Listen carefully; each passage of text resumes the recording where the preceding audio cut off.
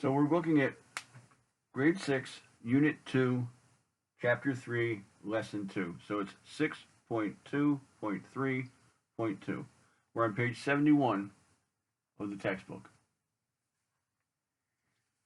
Lesson 2, physical features and climate. Let's go look at the review. It's always a good idea. Lesson 2, review. What are the names of 3 mountain ranges located in the United States? How did the Great Lakes form? What river system drains the middle of the United States?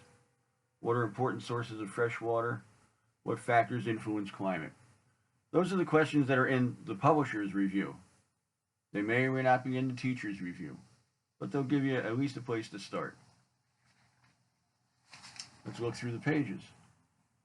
What are main physical features? What did the Ice Age do? How did the Ice Age create the Mississippi? What else does water affect? What influences climate? What climates are in the United States? And how does geography affect people? So if we think about this, we've been talking about people, climate, water, Mississippi, and physical features.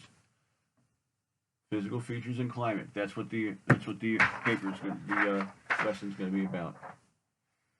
And we know that some of the questions are: how did the Great Lakes form? What are the 3 mountain ranges? We have an idea of what's going to be important. If we just glance at this, we see bold-faced words: continental divide, sea level, Great Basin. In the United States, the Appalachian Mountains stretch from Maine to Alabama. The Rocky Mountains stretch from Alaska to Mexico. These 2 mountain ranges are on either side of the Central Plains. Well, we heard Appalachian, we heard Rockies, we were looking for 3. There are 2 large mountain systems along the Pacific River. This is Sierra Nevada and the Cascade Range. These mountains have some of the highest peaks in the United States. The highest peaks are in Alaska. The tallest mountain in North America is Denali, also known as Mount McKinley in Alaska. Whenever you see a superlative, tallest, shortest, highest, lowest, deepest, pay attention. So the highest peak, the highest mountain in North America is Denali, right? The Continental Divide is the line of the highest peaks in the Rockies. It divides rivers flowing to the east and to the west. Between the Rockies and the Sierra Nevada lies the Great Basin. Well, they mentioned Sierra Nevada twice. Mentioned Rockies twice too, but we have that highlighted. The Great Basin contains Death Valley, the lowest place in North America. This California valley lies 282 feet below sea level. Sea level is the level at the surface of the ocean. All right, let's stop there and let's think about our notes.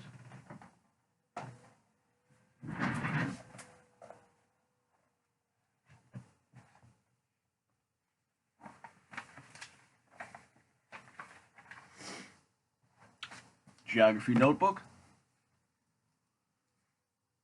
The date, I don't know what date we're getting to this. Your date. Page 71. 3 ranges: Rockies, Appalachians, Sierra Nevada.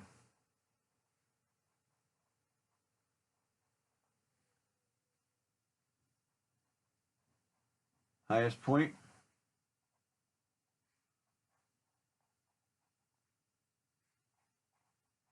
Denali in Alaska. Lowest point,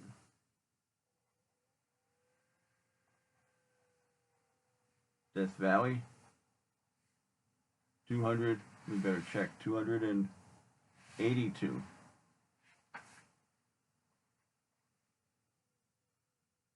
feet below sea level. We made a note about sea level.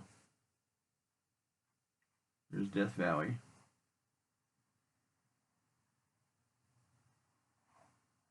There's Denali. Sea level.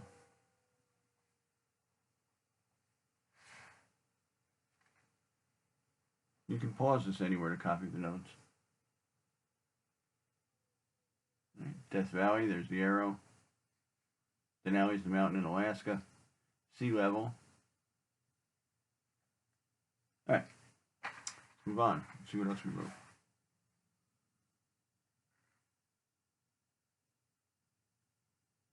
So we've got that. Let's go on to the next section. What did the Ice Age do? What did the Ice Age do? North America has more lakes than any other continent. More.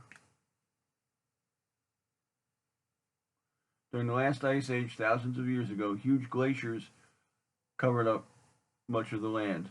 As those ice sheets moved, ice sheets must be glaciers, they dug deep craters in the earth. A crater is a bowl-shaped hole. Crater is a bowl-shaped hole. When the ice melted, lakes formed in these holes. The last Ice Age created the 5 Great Lakes. Together they hold the largest freshwater supply in the world. How did the Ice Age create the Mississippi? When the glaciers melted, water ran off in large streams that became great rivers. These rivers formed the Mississippi River System. A river system is a group of rivers that joins together. The Mississippi River, with its many tributaries, drains the plains in the middle of the United States. A tributary is a smaller river that flows into a larger one. Tributary. All right. So let's take those notes.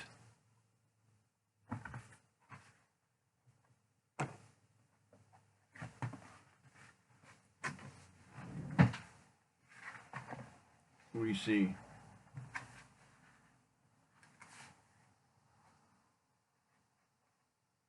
glaciers,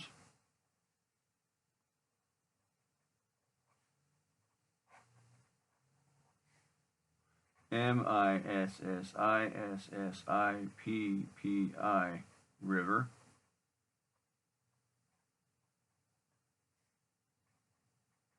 and the Great Lakes. Glaciers melted to form the Mississippi River and the Great Lakes.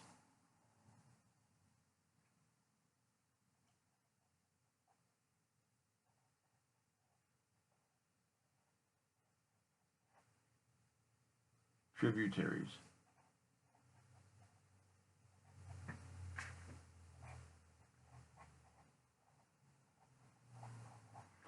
All words in bold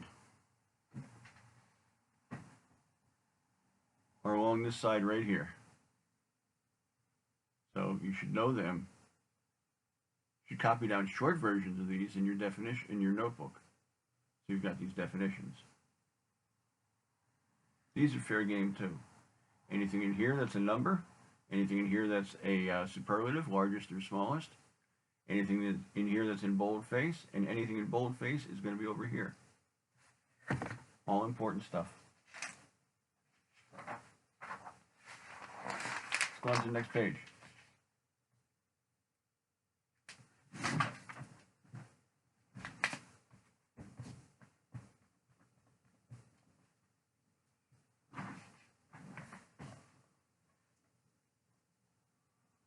What else does water affect?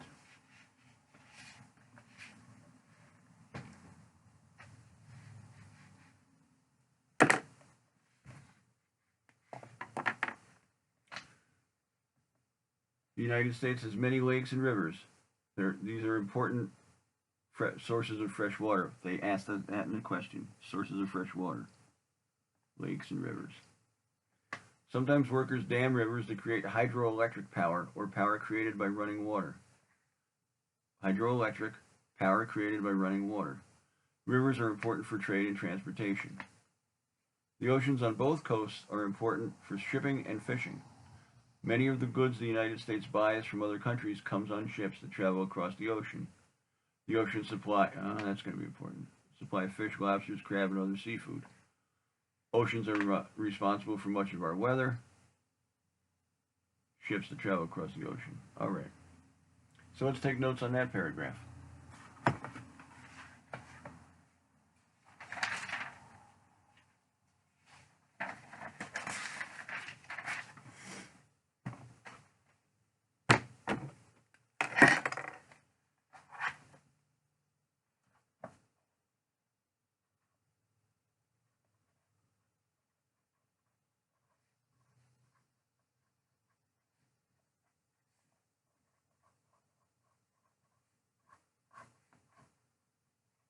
Lakes and rivers are sources of fresh water.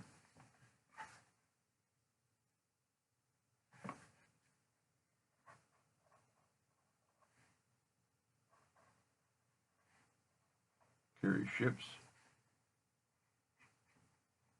Affect weather. So oceans carry ships and affect the weather. All right. What influences climate?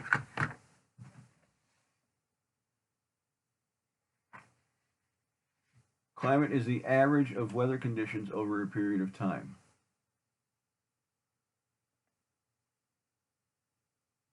Average of weather conditions over a period of time. Climate is not weather. Climate is weather over time.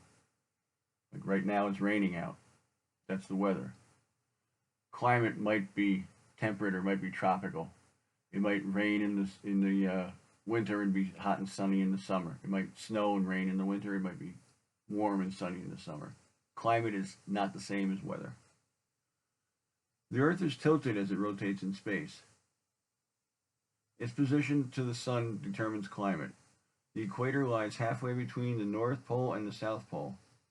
The Tropic of Cancer, an imaginary line, lies 23.5 degrees north of the equator. The Tropic of Capricorn lies 23.5 degrees south of the equator. I have a little picture here. You're going to want to copy this.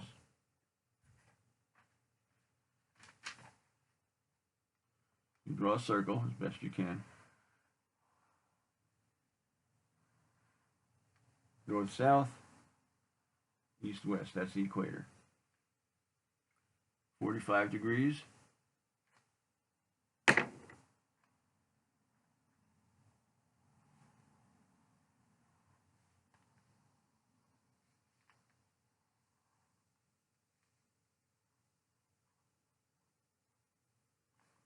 Split this difference, 23.5.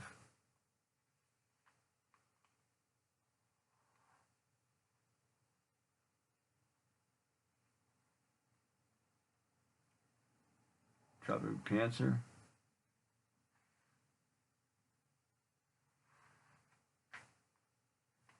Tropic of Capricorn.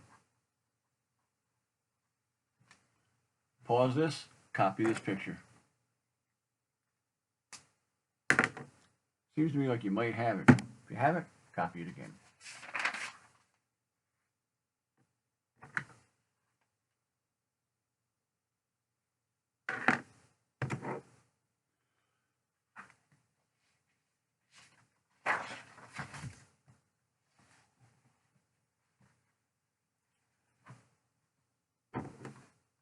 Oceans, latitude,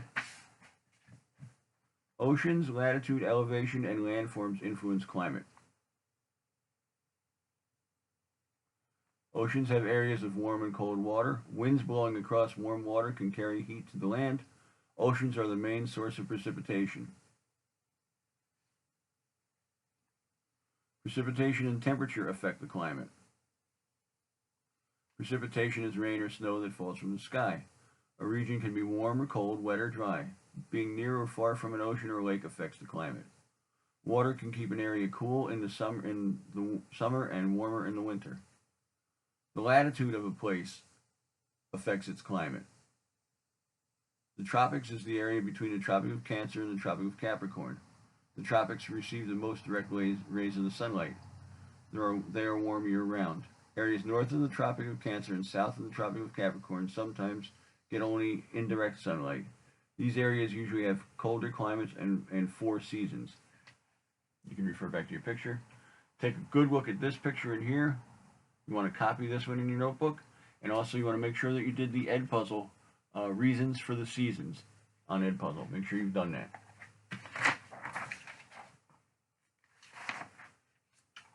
Page 73.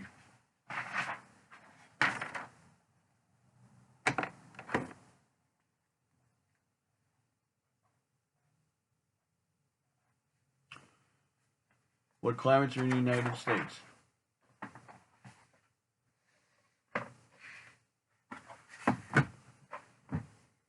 The United States has many climates. The Northeast and Midwest regions have a humid continental climate. Northeast, Midwest, humid continental. They have 4 seasons with long cold winters and hot wet summers. The area between the western edge of the Midwest and the mountains has a steppe climate. It is very hot summers and very cold winters with little precipitation. The land is covered with few grasses and a few trees. The South has a subtropical climate. Subtropical areas border the tropics. Summers are hot and humid with lots of moisture in the air. Winters are mild. The West has many climates. In the mountain areas there is a highland climate in which temperatures vary greatly. The windward side of the mountains, the side from which the wind is blowing, receives larger amounts of rain or snow. The leeward side, the side away from the wind, receives less rain. In the west, the windward side is the west side, which is closest to the ocean. The coast from southeast Alaska to northern California has a marine west coast environment. So it said there's a number of climates. Highland, marine west coast. The area has mild and often cloudy summers with wet winters. Southern California has a Mediterranean climate. This climate is like that of countries near the Mediterranean Sea in Europe. It has mild, wet winters and hot, dry summers. That makes sense. They're in the same relative position to the equator. So, page 74.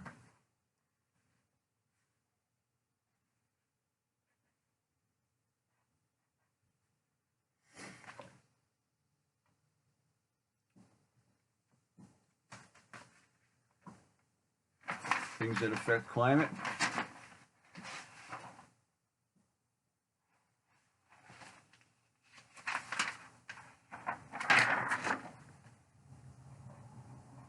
Precipitation, latitude, elevation,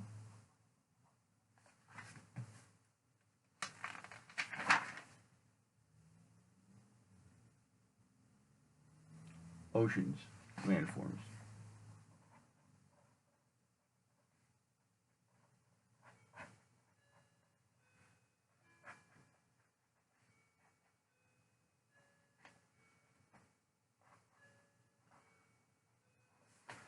Precipitation, latitude, elevation, oceans, landforms affect climate. Pause it if you need to.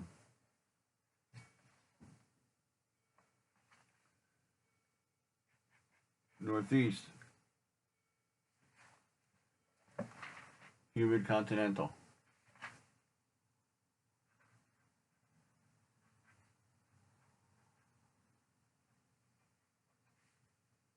South,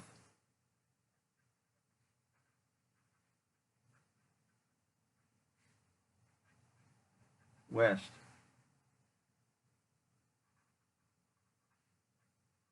including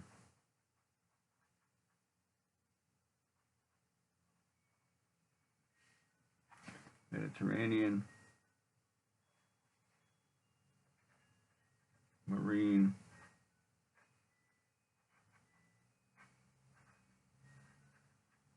highland, types of climate. All right, last page. How does geography affect people?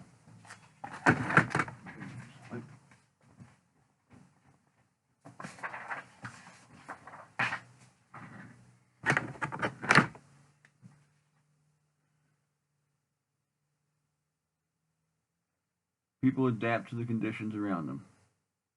So look, people in hot climates don't need winter coats. People in cold climates do. The Northeast has thin, rocky soil and a short growing system, so few people farm.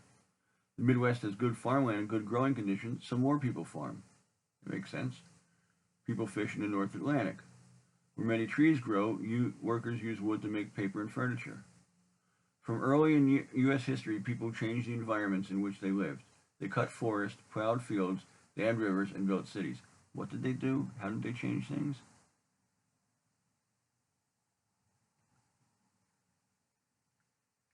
All right. You should be prepared for your review. It's up on Classroom.